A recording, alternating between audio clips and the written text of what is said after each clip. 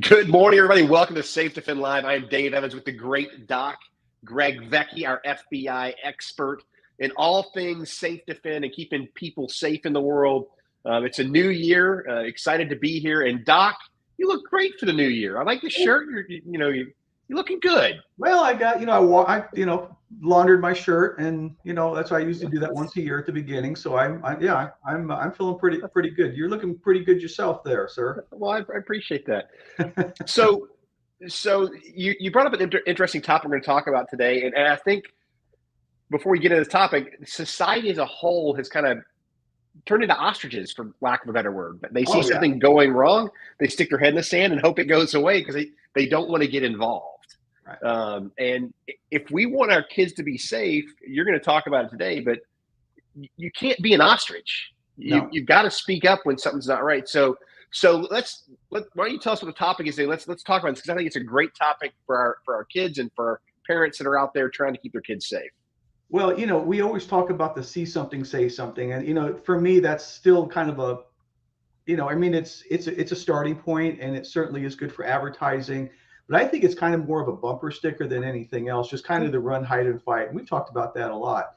But when you start digging into the see something, say something, the reason that it's important, especially in threat assessment and preventing violence, whether it's in schools or workplaces or churches or whatever, the idea here is that you've got to connect the dots, right? And people have said that, right? This came from after the 9/11 attacks. There was evidence out there that there was planning and all of the attacks and people even reported it, and there was some investigation of it that indicated things were going to happen, and then it just wasn't enough, right?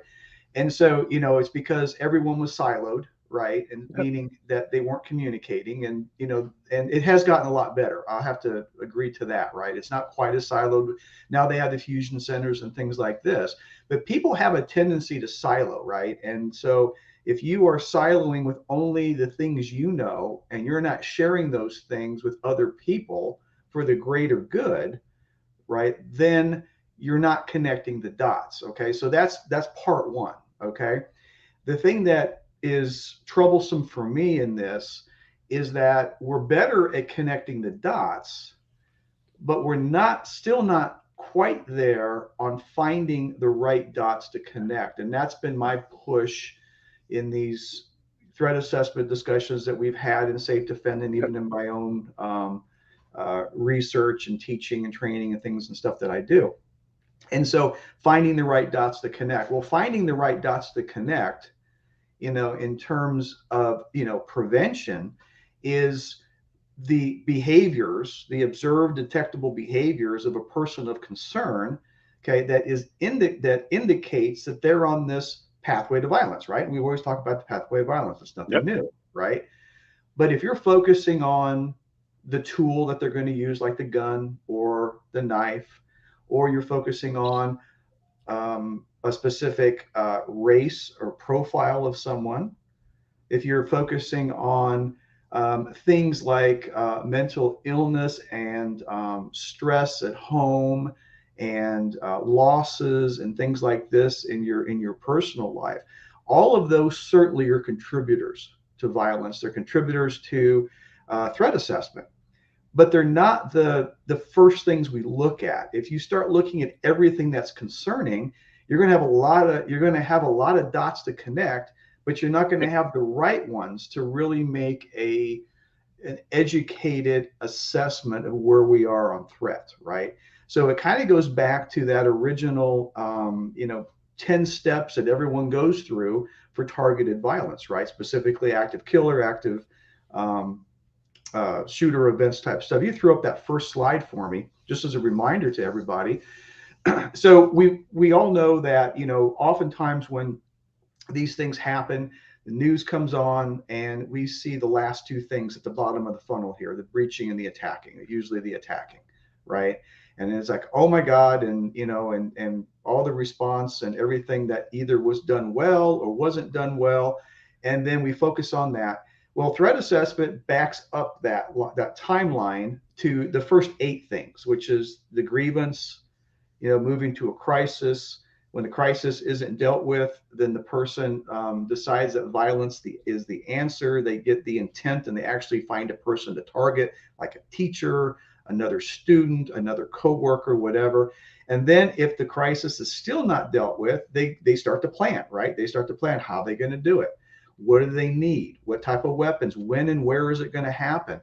And then they start preparing and they start, collecting the things that they need, that they plan for, like the guns or going to the shooting range or the knife, or looking at feasibility. It's optimizing. Is this going to work, right? Dry runs and things like this. Okay. And then if still nothing happens to fix that crisis that person's going through, or that problem, okay, rather it's ideology, it's bullying, it's feeling wronged, whatever it is, then the attack is going to happen. And we know this through research. We know this as just human behavior, right? This is what's going to happen.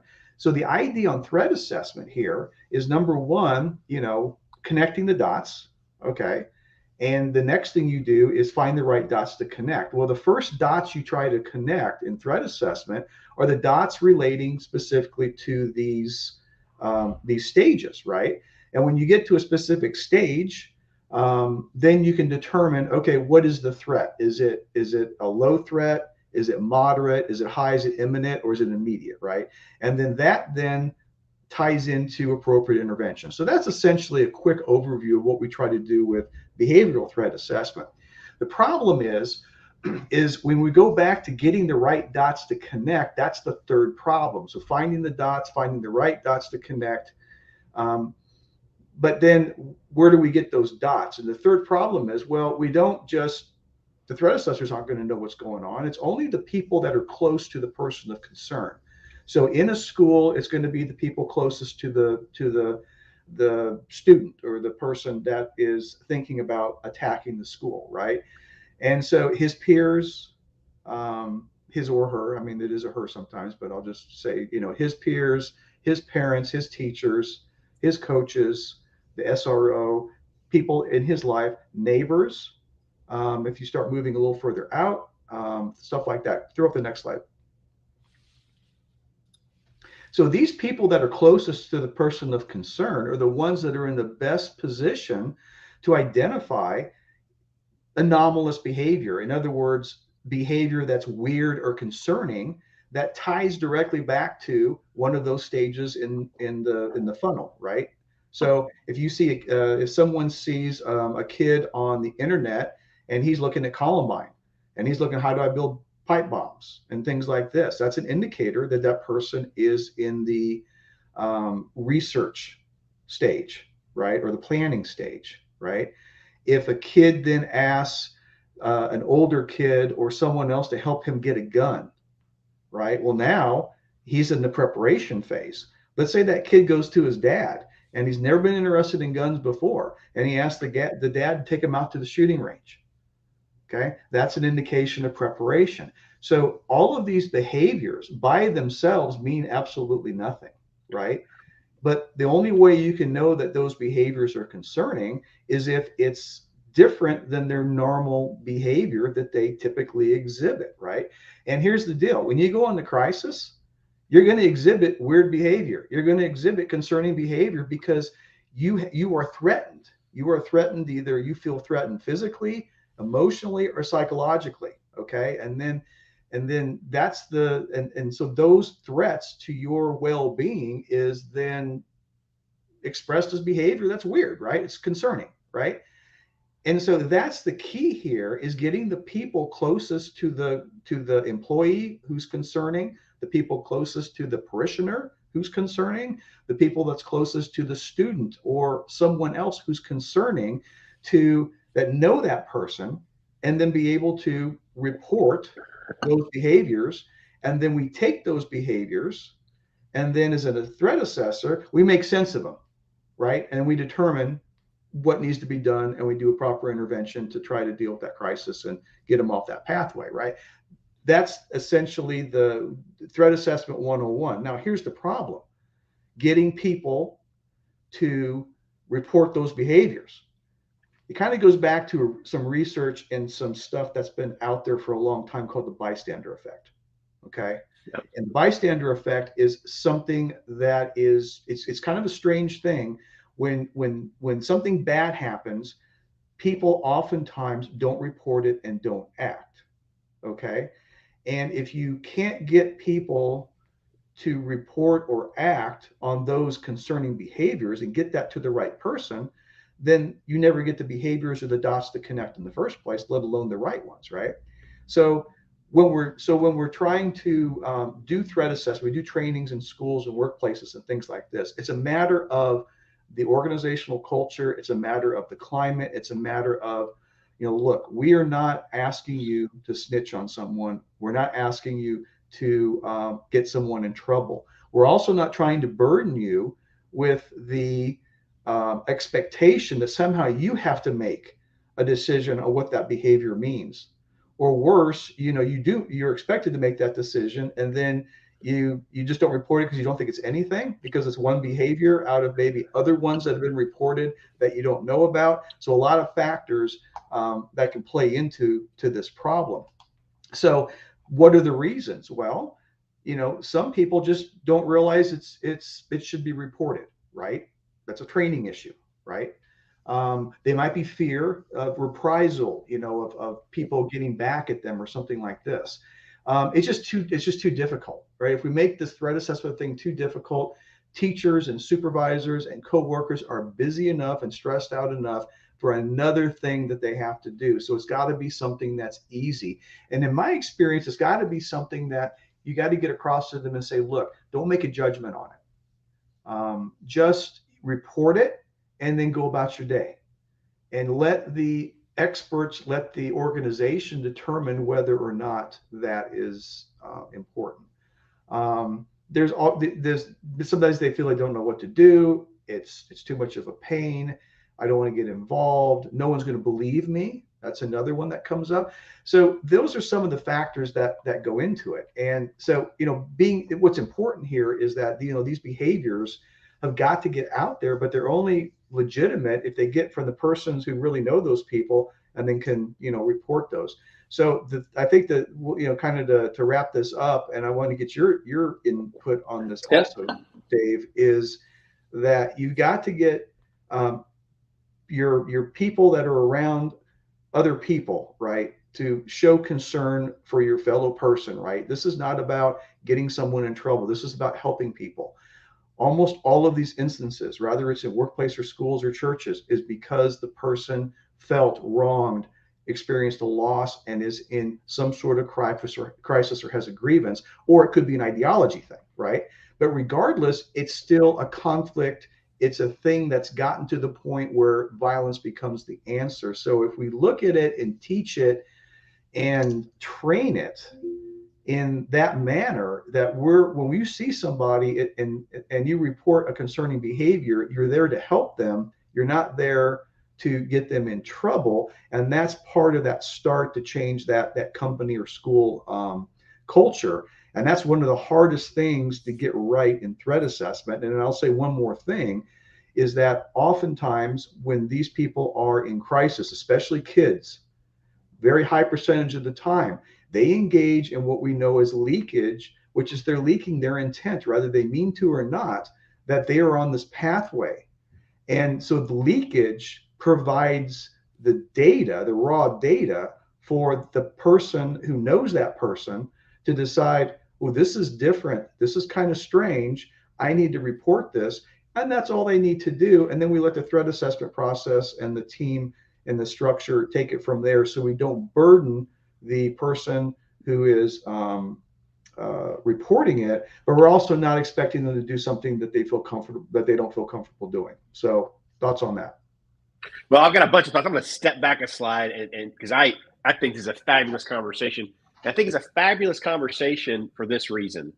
Having two kids that went through high school, watching how the high school dealt with things when they happened, they never dealt with it the right way at the fatal grievance or the crisis at my kids' schools, right? Because typically the bully was the popular kid that was liked by everybody and was being funny and was picking on a kid that was not liked by everybody, who was kind of not in the circle of coolness, right? We see this in a lot of schools. We see a lot of times when these things happen that it starts as a bullying incident that escalates because teachers like the kids that are doing it. And they go, oh, it's not a big deal. They're just jacking around. Well, unfortunately, that weighs on people, right? And we've put our kids in some challenging situations over the last 7 years with the pandemic and changes in schools and how they go through process when something happens. It's not the same, right? We've changed. And I think the biggest message to all this is if you're the cool kid in school, if you're the cool parents in the school, then you need to teach your kids that when somebody's getting picked on to step in and go, hey, you okay? Right? We need to have teachers, instead of getting mad, going, you need to stop. What's this about? What can I do to help you? And then say, hey, we had this incident, the reporting, hey, on this day, this happened in the hallway. Let's keep an eye, make sure he's okay or she's okay, because it's been rough, right? It's that simple. Yeah. But we don't do that anymore. I mean, when we were kids in school, something happened in school, teachers got involved. Said, hey, what are you doing? Hold on. Yeah. You know, in my school, you got licks if you were doing something stupid. We can't spank kids anymore in school for whatever reason. But I think we can see something and use the tagline, see something, say something. You see something, have a conversation, right? Then give it to the professionals who understand threat assessment. They can start building the model, right? Can start building the steps to see if this is going to be something that's going to be a problem or it's just something we've got to work through. My guess is if we would start attacking these things at the fatal grievance point and making it go away right there, that all these other things would go away. That's absolutely correct. You're absolutely correct. And, you know, and one thing that we've known in threat assessment is the sooner you do this, the more chance you have to stop the violence. If you're waiting to try to engage that concerning student or concerning employee at the research stage, the planning stage, the preparation stage, the compression from that to the violence, the time compresses, it becomes faster. So, you know, it's kind of like, you know, in medical, right? You have that golden hour, right, of saving people. Well, you have this golden, I don't know what you call it, time frame. It's not certainly not an hour, but a golden time frame, as you just mentioned. The closer to the grievance, the closer to the fatal grievance, the more time you have, and also the more opportunity you have to stop the violence. And even if we look at the most recent one that we talked about last week in Perry, Iowa, right?